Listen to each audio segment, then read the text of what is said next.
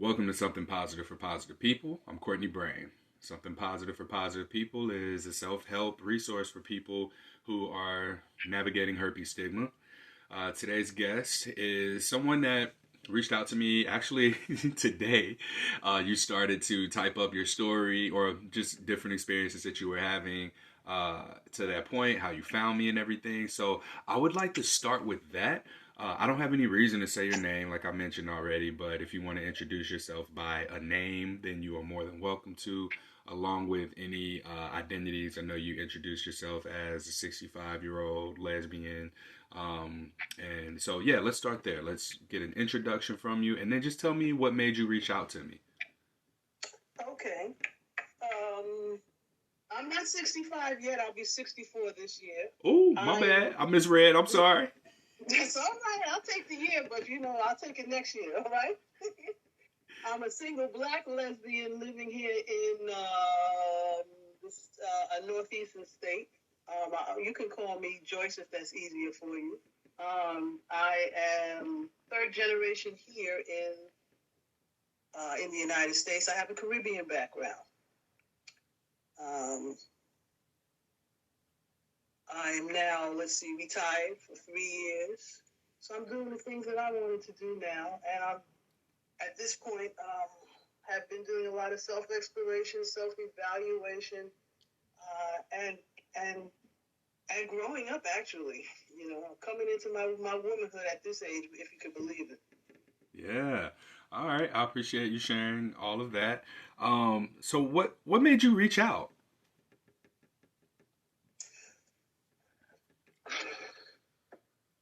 I reached out because I didn't hear anyone's experience, and I haven't read it in print, I haven't heard it through my ears, who had similar experiences with herpes diagnosis as I have. Specifically, acquiring it or coming to the conclusion or being told that I have herpes at a later age. And it affects you at an older age differently because I am not at this point as it's not that I'm not interested in sex. I am. I'm interested in sex and the intimacies, but doesn't play as big a part in my life as it does, I think, in the lives of those who are younger, in their 20s and 30s. And then there are some cultural differences too that I have based upon my background. Okay. And when you were looking for these resources, you didn't see anything, you didn't see any representation. I guess what would you say you're looking for? I don't know that I'm actively looking for anything. I didn't see any representation, certainly. Mm, And in terms of resources, once I got my diagnosis, I was left on my own to figure out what it is and how am I going to go forward with my diagnosis. And I heard some things, and I keep hearing them that just didn't compute with me. I don't know if it's an individual thing or if it's something or what it is. And that was can I keep going? yeah. Oh, okay. That's the word stigma. I never attached that word. I said, what is people talking about a stigma? Acquiring a health diagnosis is not a stigma to me, any more so than me acquiring asthma because I was in a certain place in this northeastern city in 2001. Or the fact that I developed high blood pressure, being overweight, that's not a stigma. It's just a condition that I have to manage. And I will tell the appropriate people when it's necessary. And it's just that I still don't get it. Why is anybody making such a daggone big deal out of it? Stigma. No. It's a health condition. Mm-hmm. Period. And what I find is that people who make it more of a deal than it is are people who typically link their identity so much into their sexuality because when you get herpes diagnosis, it's an incurable infection. So everyone that you want to have sex with, you ethically ought to be disclosing your status to them and then giving them the choice on whether or not they want to move forward. And people typically think, well, if someone were to have told me this, would I have wanted to move forward with them? Probably not. And so that to me is what I see commonly with how people internalize that stigma because it makes them feel unwanted overall, when the reality is that people just don't want to get herpes. It's not that people don't want you, it's that people don't want to get herpes. And that's what the stigma is. There you go. That's the crux of the matter. I just don't like using that word stigma. That's all. Yeah. So how recently were you diagnosed? I was diagnosed in 2014. Mm-hmm. I was told in 2014, I was in the middle of a relationship with a woman. We had been together from about, up to that point, maybe about 9 or 10 years. And I was literally visited on my front door by a previous woman who said, you know what, you need to go get tested because so-and-so and so-and-so. And I did. And that's when I found out I had it.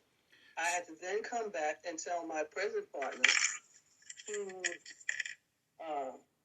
went and got tested, and she found out that she had it. We continued our relationship until, let's see, maybe about 5 years ago or so. Mm-hmm. And our relationship ended, but not because of that diagnosis. Okay. Did the diagnosis change y'all's relationship?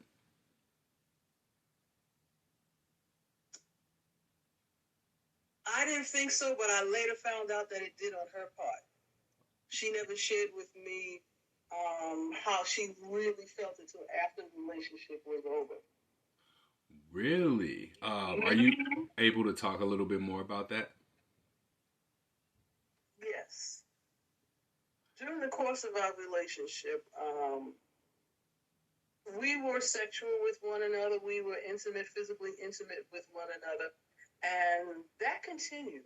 But I found out later on, she said she wasn't comfortable with it, but didn't know how to tell me that she just didn't want to continue having this type of relationship with me. How'd you find this out? Huh? So she told you this after the relationship? Yeah. I'm curious, just what do you think made her finally tell you this after, because you said y'all continued the relationship up until 5 years ago? Mm-hmm. She got quiet. She moved by herself, and was able to stop and think and reevaluate a lot of things in her life, which when you're living with somebody, you don't always have or don't take the time to do that. And when we were together, I was very busy. I was caring for aging parents, one who was disabled. I was working I had a civil service job, so I was working a lot, trying to build up my pension because I knew I was retiring in a couple of years. So we didn't have a lot of time, a lot of quiet times. We had it, but we didn't take the time to talk to one another about things that were really on our hearts and to be vulnerable. That's something that you learn as you go along. I just didn't learn it when I was with her. Yeah. But do I know it now? Yeah. What ended the relationship then?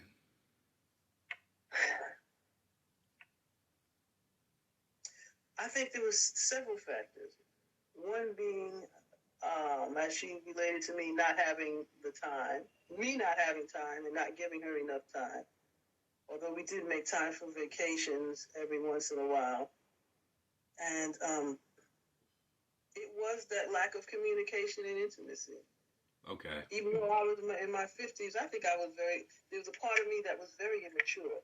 It's one of the things that I so admire, and I'm going to say you, and I put you in collective you young folks, that you have these conversations, that you absolutely talk to one another, and you really express your feelings.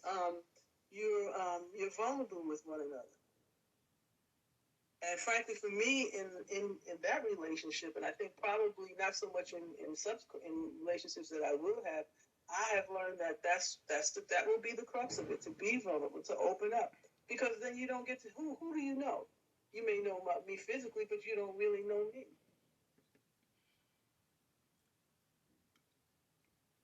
Very much. Oh, go ahead. I'm sorry. No, I was going to say, plus it's a very Caribbean thing too, in that we, you don't tell everybody your business. Right. You know? Right. Certain things you just keep to yourself. What I was going to say was about how typically when a person gets a herpes diagnosis that I would speak to, and keep in mind, most people who have herpes, they're dealing with it okay because it's a matter of just disclosing your status to a new partner and then dealing with the outbreaks when they come. So very few times that you really have to worry about having herpes. The people that I speak to are people who typically are having to readjust to maybe being single after having been in a relationship for a long time and not having to understand this virus in a new way or communicate about it or disclose, or people who are newly diagnosed and don't know what to do. So I say that to say it's interesting hearing your story as someone who found out from a past partner that you had herpes, gone to get tested, and then finding out that your existing partner also tested positive, and y'all continued a relationship, and it ended, but it didn't end because of herpes. So that was why I was curious about why the relationship ended, because we, and you know, you use air quotes when you said, you know, you as in young people knowing how to communicate and be vulnerable. I want to say we, adding to that, we also tend to put our herpes status, our herpes diagnosis, and sex in this super high category of importance and significance when there's so much more to a relationship. There's more to a relationship than sex. Sex is a priority when it comes to dating, but not when it comes to relationships. And I wish that I was able to better communicate this to people, because when you're looking for a relationship, sex is not really that significant of a thing compared to compatibility, compared to if you want kids or not, compared to where you want to live, compared to income, how you want to relate with family, career, and what you just said. You said time. There are, that's 6, 7 things that I just named, and then there's herpes, right? And then there's sex in addition to that. So I hope that, you know, hearing this, that people are able to hear from the wisdom that you've shared so far, and what you're going to continue to share, just how important these other things are. And they all seem to fall under the category of intimacy to a degree, because you just said, like, in the Caribbean community, like, we don't talk about these things. We don't be vulnerable. We can have sex, and that's a form of vulnerability, but we can't be vulnerable, which puts us in the position to potentially get hurt. Absolutely. And it's not so much of a thing as we can't be vulnerable. We just aren't, or I'm not, or was not. And yes, sex is more important, I think, as you stated, when you're dating, because you don't know when it's going to come up, but you have to be mindful of it and be honest about it. Now, I'm in that position now. And dating is so much different now. You know, I got to go online. You know, I'm in a group in which I with other single other single lesbians. But I you know, I'm gonna have to face that when it comes up. Am I prepared for it? Yeah, because you know what, I'm older. I can tell my truth now. I can sit down with another sister if we've gone on a couple of dates and whatnot, and we have similar intentions, and say, you know what, thus and so is the case. I'm retired. I have time. I'd like to go travel. You want to travel? Okay, we can do that. We can do other things together. And also, by the way, I have this condition, which is a STI or so and so, and I might give it to you, or the possibility exists. Do you want to continue? Be real grown up about it, and it's either a yay or nay. You know, most of my life is behind me. I don't have time for foolishness, and I don't think she won't either. You know, we either going to do it or we're not going to do it. We're not going to do it halfway.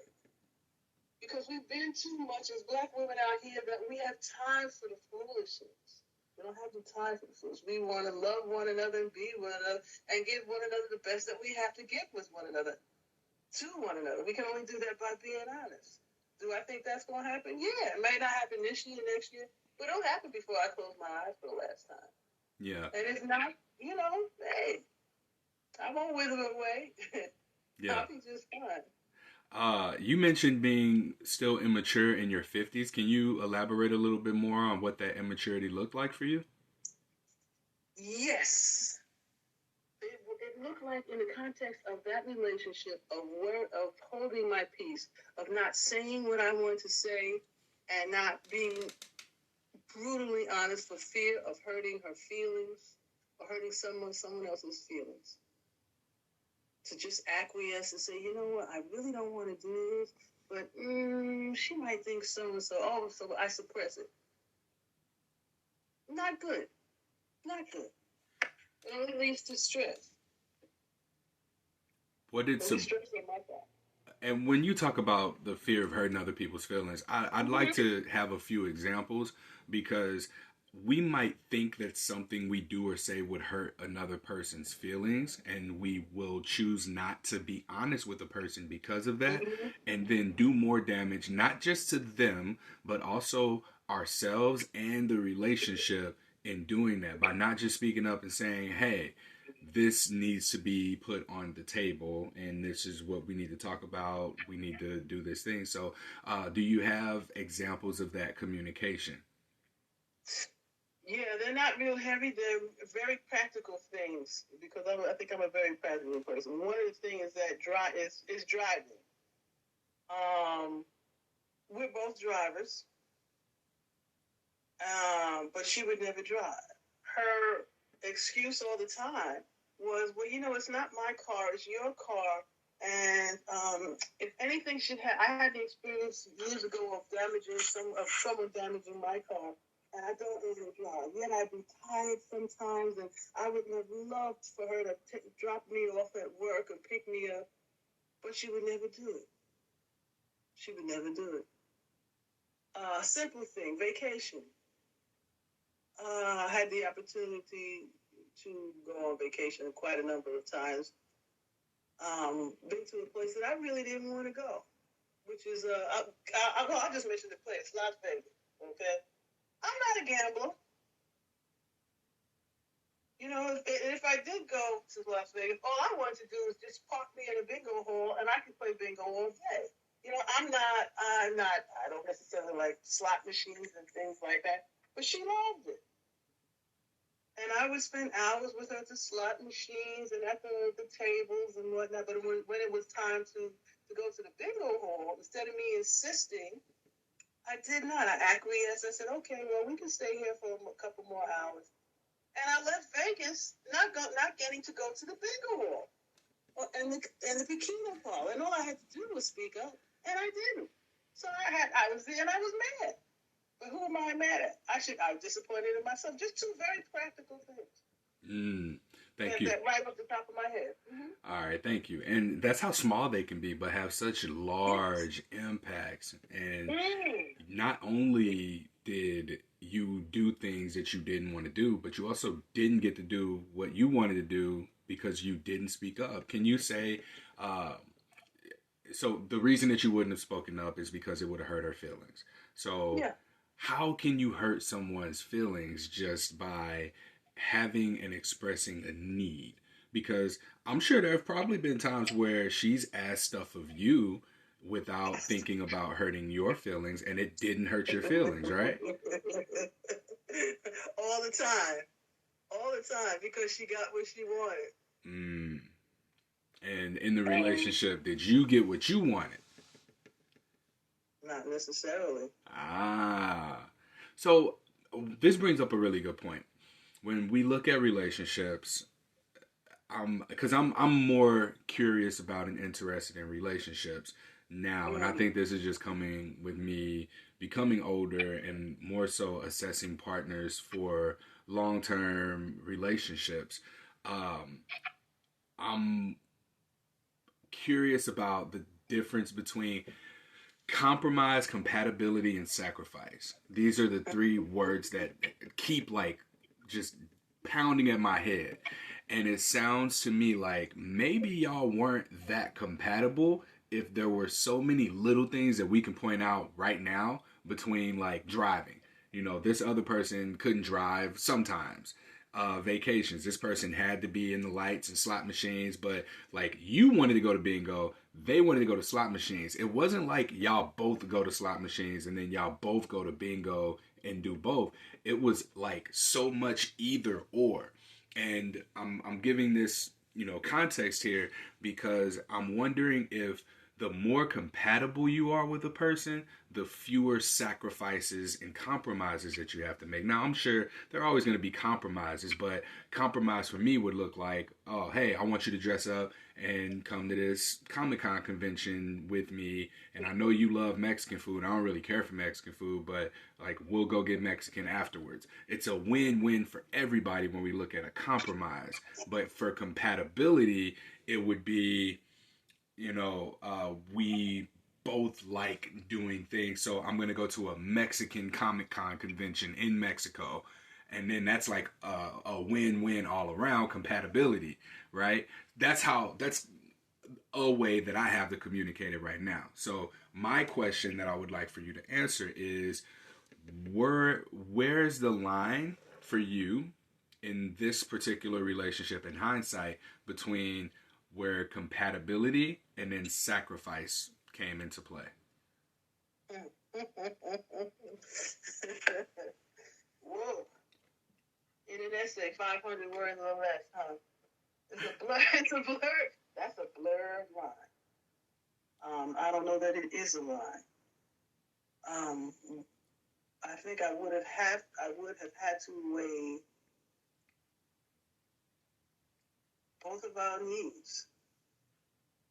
And just sometimes, Courtney, you just gotta go for it. Sometimes you have to think of yourself and be selfish, and your partner will acquiesce and say, "Yeah, let's do it." And sometimes you have to say, "Well, you know what? I'm going to do this because she wants to do it. I may not like it, but you know what? I'm going to get joy out of the fact that she's getting joy out of it." And you just go ahead and do it. And the worst thing that can happen is I might enjoy myself. She might turn me on to something that I find pleasure in. I may not do it as often, as consistent as she does, but you know what? It wasn't so bad. What's the worst that could happen? That's my attitude now. What is the worst that can happen? Somebody can tell me no, or I don't want to do it. I said, okay. It's so easy now to just turn around and say, okay, no problem. Maybe next week or whatever the case, or something like that.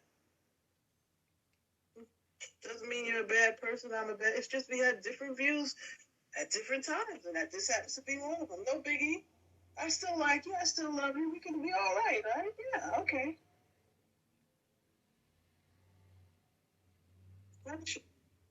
Yeah. All right. Thank you. I think that was a much more simple way of putting that than what I was trying to explain. So now, having been diagnosed since 2014, so we're looking at about 9 years. What has dating looked like for you in your age range? Being 64 years old, what's dating looked like over the years?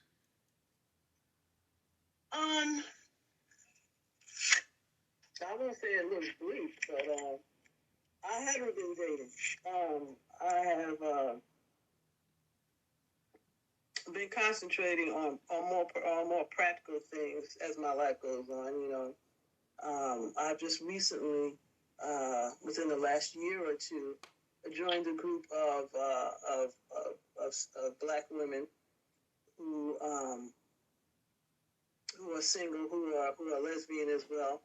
But then the only ways to meet that we meet is on online and whatnot. And then it's just to me it's unreal. It's not real. It's alternate reality. You have women post their picture on there, and they say a little bit about themselves and whatnot, and they show Can you inappropriate real quick? Oh, I was gonna say the phone fell and I couldn't hear you as well. Oh, I'm so sorry. All right, we good now. Right? Yeah, we good now. Yeah, okay. I've just seen some very distasteful things. You don't have to show a picture and show your bosoms, and I'm not interested in that initially. And I've reached out to a few, gotten some responses, and some that just responses that I've gotten just didn't sit well with me. And I'm not traveling anywhere, far, because probably a lot of us don't. We're not driving at night, okay? When the sun, we're not. I'm just not. I'll take a weekend trip here or there, but the way that I'm meeting that's most organic for me and which feels best for me, being the type of person and woman that I am, is to, when I'm outside doing my tending to my daily business, I talk to people, and these other sisters around. It could be in the store. It could be while I'm waiting for the bus. If I took the bus or in the doctor's office, and you'd be surprised the conversations that I have. And some of these women are gay. You look at me, and I'm kind of dressed, in the housey right now. I don't know if you're gay or not, and you don't know either. I met a wonderful woman at I'll say the store, ShopRite. This was a year and a half ago.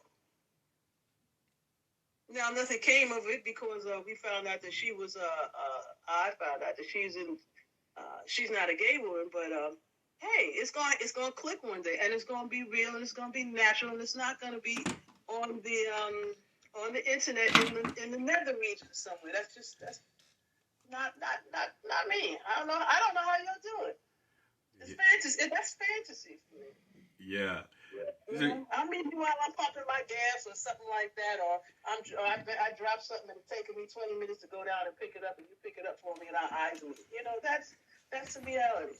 So that's so different now because people put up barriers to talk to people in real life, but get mad at the kind of attention that they get from what they put out on the internet. And I think that I'm starting to see, based on what you're saying, like I'm seeing a shift slowly but surely where people are beginning to dress in a way that's like, you may wear something that has a symbol on it that only someone in the know about that symbol would recognize, and it's like a conversation starter. People are giving more ends for conversation, but like people who wear headphones out and about, because you got me thinking about this too, like maybe working out without my headphones in. I'm at the gym every day, and there are plenty of women there. Like I struggle with dating. Online dating is difficult for me, but meeting people in person is probably even more challenging because I don't care to go out and drink during the week. If I go out on the weekend, this is what I do. I drink at home, and then I get to where I'm going, I'm tipsy, and then it's wearing off throughout the night. And when I go home, I'm going to eat something that ain't terrible because I didn't make the decision to get everything on the menu while I'm drunk. And then I go to sleep good. I wake up, and I can do it all again the next day. But it's been really challenging for me in places like that, the grocery store, at the gym, bus, walking, people walking their dogs. It's been difficult for me to get into the mode of just talking to everybody or talking to people because it doesn't feel like it's well received. I can understand that. But you know what? Sometimes we're our own worst enemy. You know what you have to do? You just have to get out your own way and do it. I can tell you here, I live in a major metropolitan city, and I'll just name the city. It's New York City. Most people have a scowl on their face. They're going to look at you. My sisters and brothers, we don't even look at one another in the eye that often.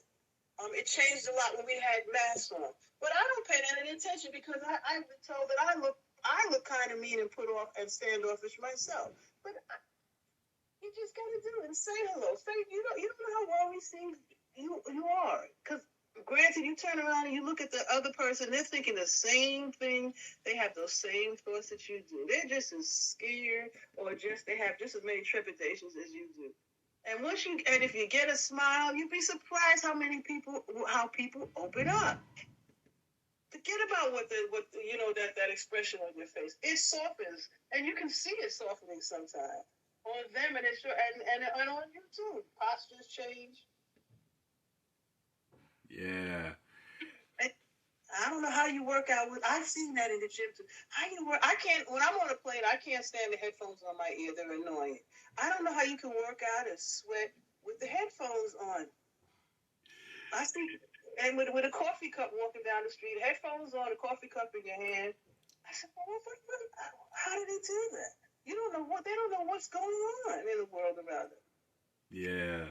There's that, it's like a need to be stimulated in quantities versus the quality of stimulation from one thing. So like if I'm on my headphones, I'm listening to something, I'm reading something, I'm observing what's going on around me. That's 3-4 different stimulations. And talking to you just now really made me think, the most quality of stimulation is much more appealing than that quantity of stimulation. If I have one thing that I'm focused on, that I'm present with, and I am invested in that, my energy is going into that, the quality of what I get reciprocated is intensified versus if I am at the gym and I'm not only on my headphones, but I got my headphones in my ear to where if somebody calls me, I'll know they called and I'll answer the phone.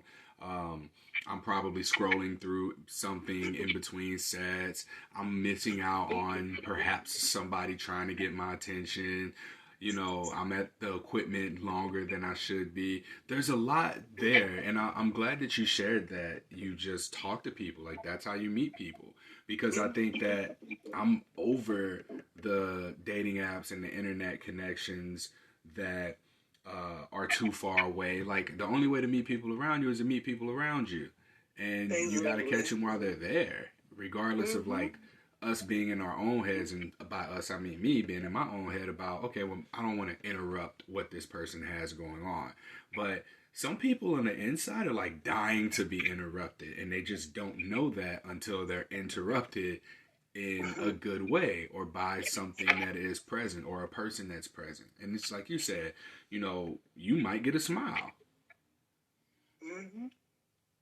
And if you don't, what's the worst that happens? You get a conversation, and they're either interested or not. Yeah. And you get to focus on one thing at a time. I didn't grow up with headphones and all these. We focused on one thing, and we did things. If you want to go, if you're interested in art, go to an art show. Go look in the window. If you happen to be a certain place and you're passing a gallery, you like comedy shows, go to a comedy show. Let's try. Sit next. Don't skip that seat when you see that person, even though they look you up and down and they cut their eye at you. Sit right down next to them. And if they say good afternoon, either they respond or they don't. I remember as a young kid, when we would get in the elevator, my mother would walk in, and she would say good afternoon to everybody in the elevator. My sister and I, we would die 1,000 deaths. We were so embarrassed. And guess who does the same thing now? People respond. Some do, some don't. And if they don't, it's not the end of the world. There's a tomorrow. You don't know how many tomorrows you have. That's why you got to take advantage of the one that you have, of the time that you have right now. Just do it. Yeah, man, that's some powerful stuff right there. Like, dating advice wise, because people talk about how difficult it is to date, and I agree that dating is difficult, but I believe that it's difficult for people who want relationships. Dating is fun for people who are having fun dating, and dating is difficult for people who say they're dating but actually want a relationship, because you're opting into a certain game that has to be played in order to get what it is that you want, in order to get your needs met, right? And you do that in environments where the playing field is it's the wild, wild west, to say the least.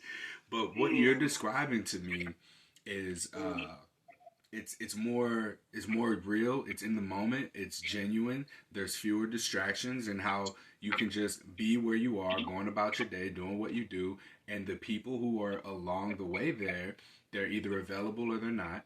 They're either interested or they're not.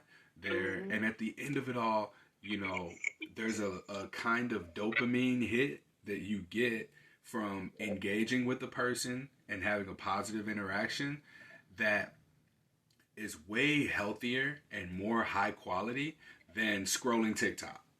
I think that's what it is. Like, scrolling through your social media has replaced genuinely just being present with and connecting with the people who are in proximity to you that you would never ever look up from your phone and notice. Like, we'll be more connected with someone halfway across the country looking at what they're posting on their social media, and we might be walking past a real cool podcaster or something and not even know it because we're looking down in our phones or we got our music playing.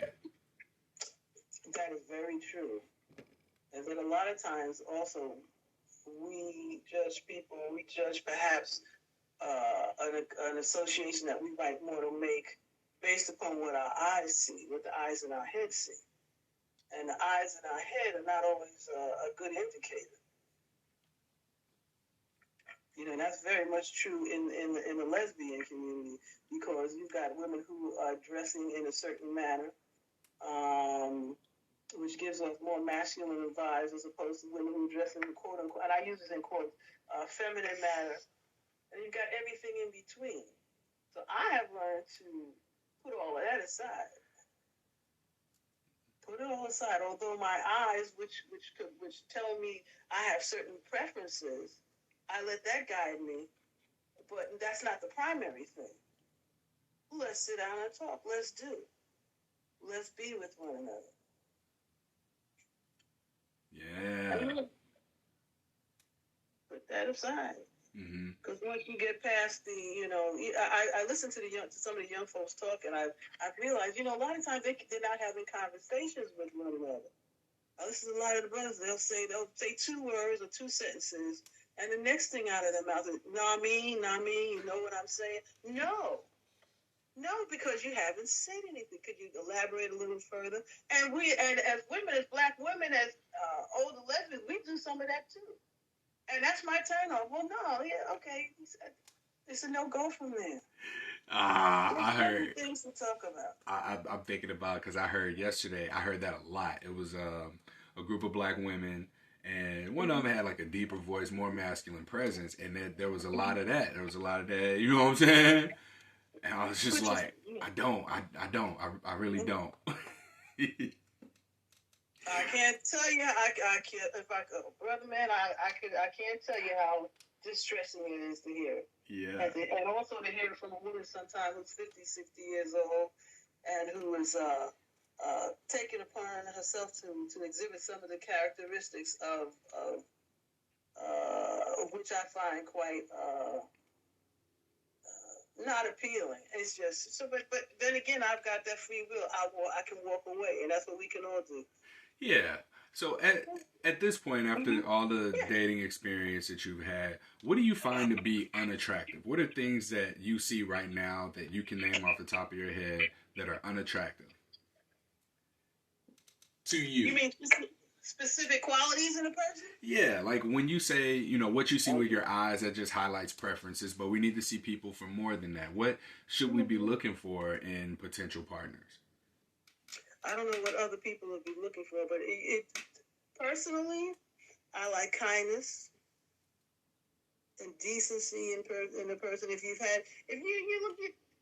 you've worked and you've set some goals so that you're self-sufficient and pretty much independent, you can take care of yourself. If you have some interests,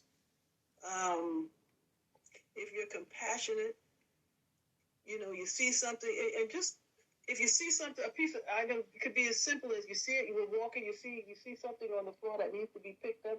You pick it up and hold it, and you put it in your pocket, and then you throw it in the nearest garbage can. You're on the train, and you see somebody that needs to sit down, and you got space. You can scooch over a little bit and let them and treat people decently, treat them the way you want to be treated. We in traffic, and you see me trying to make a turn, and you're driving or I'm driving, let the person go in front of you. Be decent. Treat people the way you want to be treated. Yeah. I think I've said this on this podcast before, but it's not just treating people the way you want to be treated, because I think we do such a good job at treating other people better than we're willing to treat ourselves, and telling other people, you deserve better, you deserve more. I would say treat people the way, not that they want to be treated, but the way that you might think they want to be treated, right? Because I think that's there's you can probably pick that apart in different ways, but I think that if we are able to treat other people the way that we think they want to be treated, I think that that'll sort of mirror back to us. Like, oh, well, I need to treat myself better, right? And everyone will always say it starts with us. But what I found, and even with this podcast, I didn't heal perfectly before starting this show. It has been throughout the process of me helping other people that I've gotten a little bit better about recognizing my own needs and being able to help myself. But it was a reverse thing for me. This may not be the case for everybody, but I do believe that when we more so optimize our strong suits, our positive traits, which in my case has been connecting people. I think that that's something that a gift that I was born with was just making people connect. And here I am now at 34 years old, and I'm connecting people to community, to support, to resources, and in a safe way through something that is, for many of us, one of the most traumatizing experiences of our life. To be able to come together and just experience one another in this way, and to be able to facilitate that has done a lot for me. But I can honestly say that I know that I don't treat other people the way that I want to be treated, because that's been challenging for me to figure out. Like, how do I want to be treated? Like, this is a question I'm only now asking myself 6 years into doing this, after learning and hearing from other people talking about, their own, the way that they treat themselves and how they've been treated and how others treat them. And yeah, I want to encourage people to challenge themselves with that. And ask themselves the question, what is it that I want? How does it look? How does kindness look in a relationship, look like in a relationship with me? Yes. For you in a friendship. If that means, well, you know what? I'm going to cook. I know you're coming home later. I'm not going to eat everything. I'm going to leave something on the stove for you, or I'll put it in the refrigerator with some aluminum foil. You can have it, so that you can have it later. It's a simple thing. That is so simple. Or even ask. Even ask my partner. I remember she used to say to me, you know what? Things aren't really that exciting in our relationship. You're not really passionate. And I'd ask her, well, what does passion look like to you? How does that look like in the world? My answer is, you know what? Every once in a while, I'd like to go out to the bar and grill around the corner and listen to the DJ because he plays a lot of soca. He plays a lot of Latin music that I like. I'd like to do that. And let's plan it 2 weeks in advance. When you come home, let's just go and do it spontaneous. I said, that's what it looks like. That's all it takes? Yeah. And I would have never known if I didn't come out and ask specifically, what does that look like? Don't give me just the idea of it. I need to know, what is it that you need me to do to make this happen? Yeah. And it's really simple.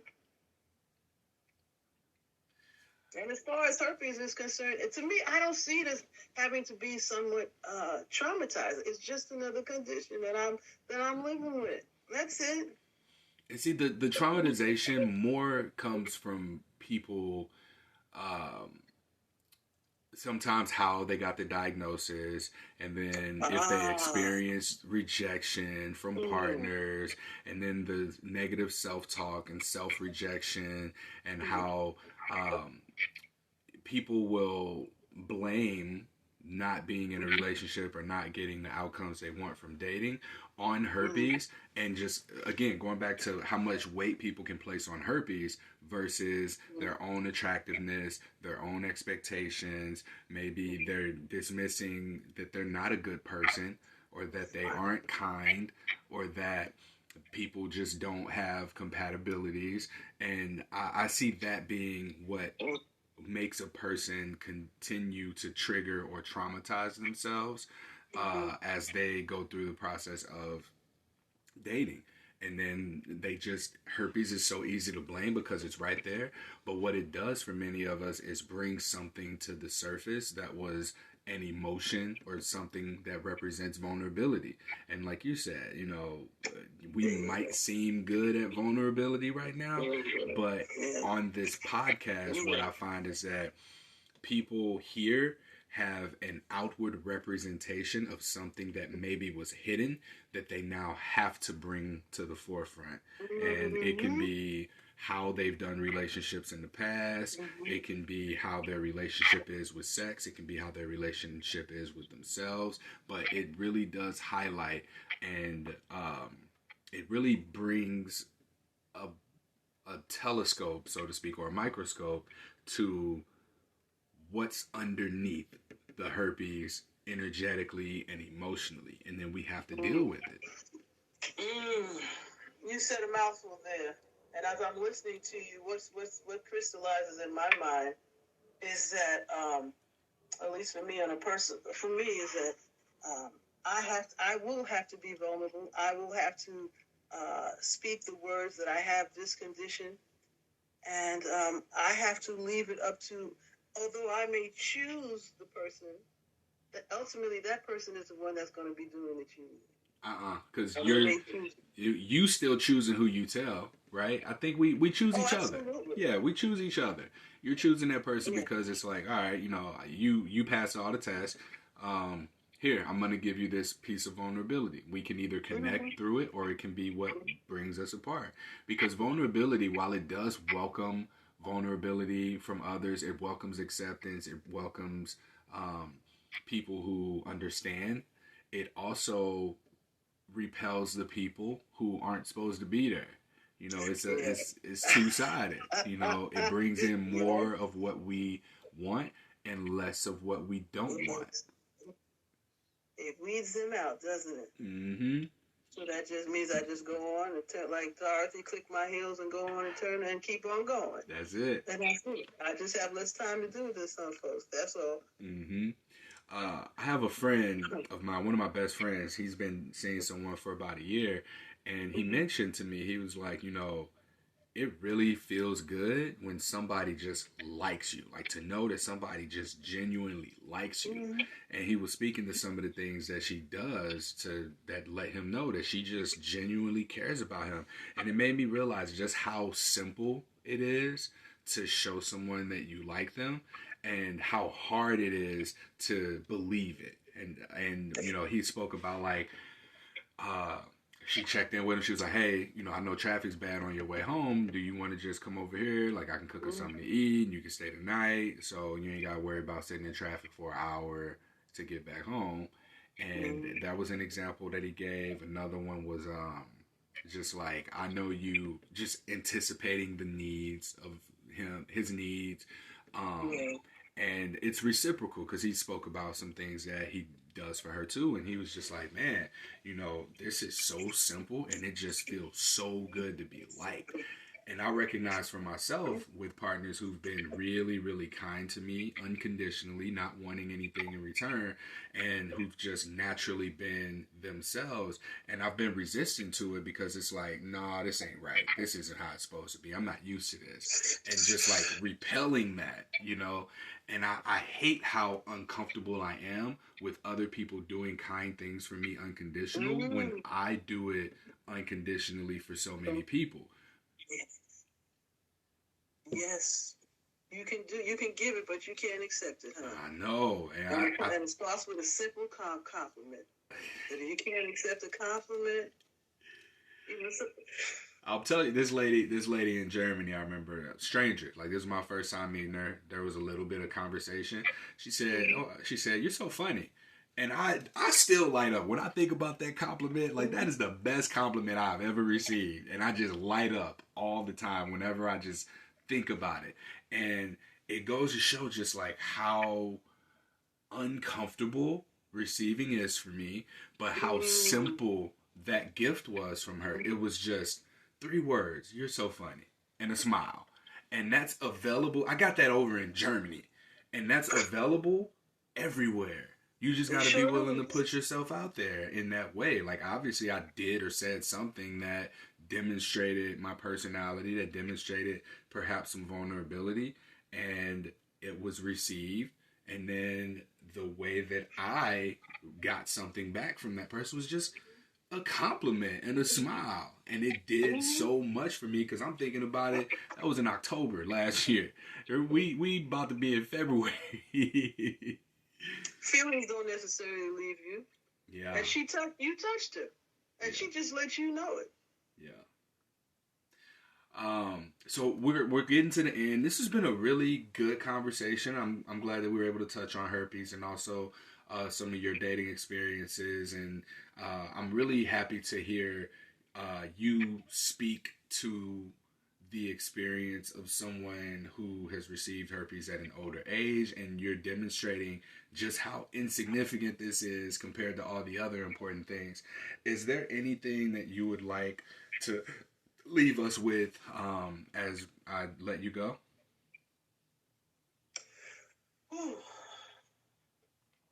I'm going to try and be as succinct as possible. My mind is in 1,000 places. But let the acquisition of herpes just be one thing in your life. And that's all it is. It's something that we manage just as we're going to have to manage everything else we do in our lives. Let it make you more of a person than less of a person. And only you can determine what that is, to define that. And not just being in an intimate relationship is not the only type of relationship there is. You will get certain things from certain people. You can want intimacy and want physical touch, and sometimes you might not get it. We're going to have to figure out as an individual how to manage that.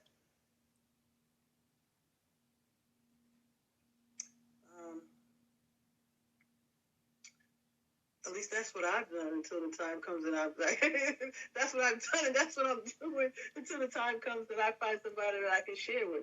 And if not, well, there's a whole lot going on in this world. I happen to be in a place where we're in a location where, I already said where there are a lot of things going on to garner my interest. But, I come home to an apartment too by myself.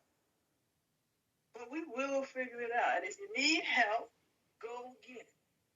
Go find a therapist. If you have health coverage, you're fine. You call them up and find out who are the therapists or who are the social workers or whoever that can have that my coverage is covered by, and just talk. Let it out. Don't hold it in, because your hair will fall out. Your pressure will go up. You will get acne. You will get all sorts of these stresses that you don't need. Let it out.